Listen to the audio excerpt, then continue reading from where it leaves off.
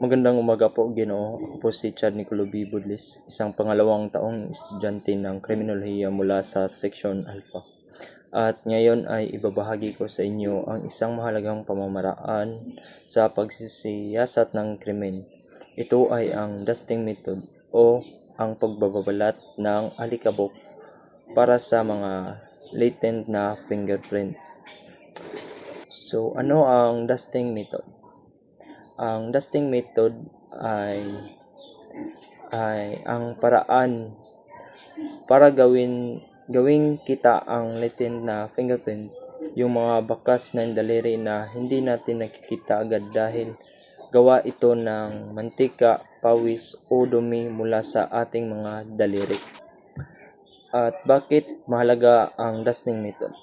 Ito ay sa kadahilanan na bawat tao ay may kakaibang pattern ng mga tuldok at linya sa kanya-kanyang mga daliri.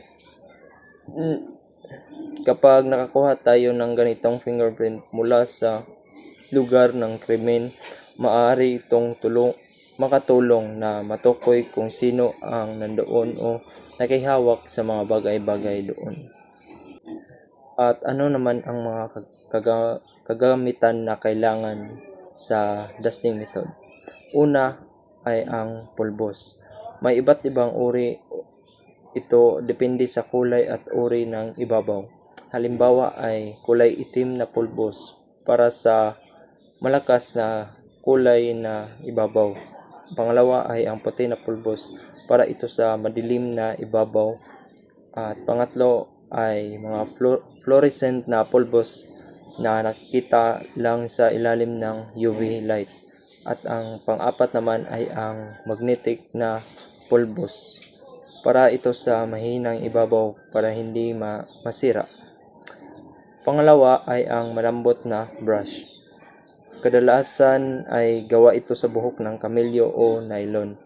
At ang pangatlo ay ang adhesive tape at contrast na card para i-lift at itago ang fingerprint. At paano naman ito ginagawa? Una, dahan-dahang i-sweep ang brush na may pulbos sa ibabaw. Hindi masyadong malakas para hindi mas-smudge ang pattern. Kapag lumitaw ang fingerprint, kunan mo na ito ng litrato o larawan. Pagkatapos ay idikit ang tape sa print. Hubarin ito at ilagay sa hard na may kabaligtaran na kulay para mas makita. At saan naman ito pinakamabisa? Sa hindi madaanan ng tubig na ibabaw tulad ng salamin, metal, plastic, at makinis na kahoy.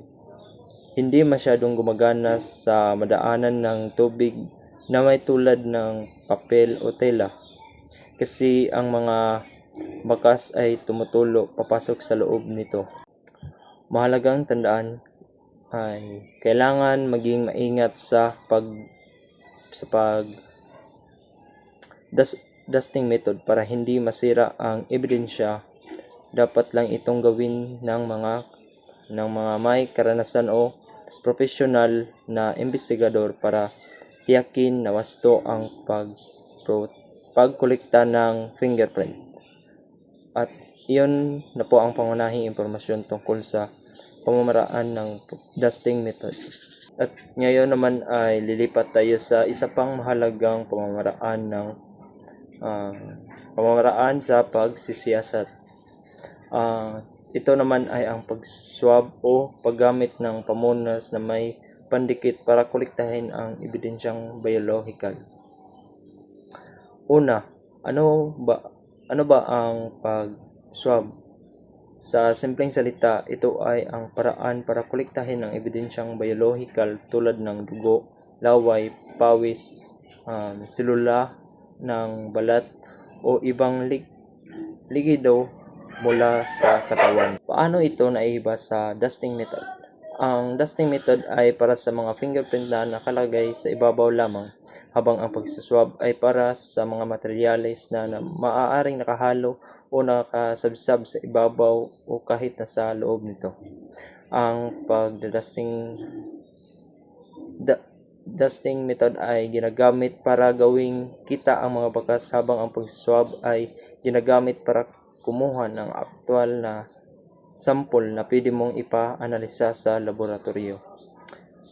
Ano naman ang mga kagamitan na kailangan sa pag-swab?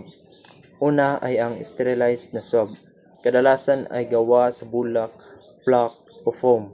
Dapat itong walang dumi o kontaminasyon para hindi masira ang sample. Meron din tayong sterilized na tubig o solvent para basain ang swab kung kailangan.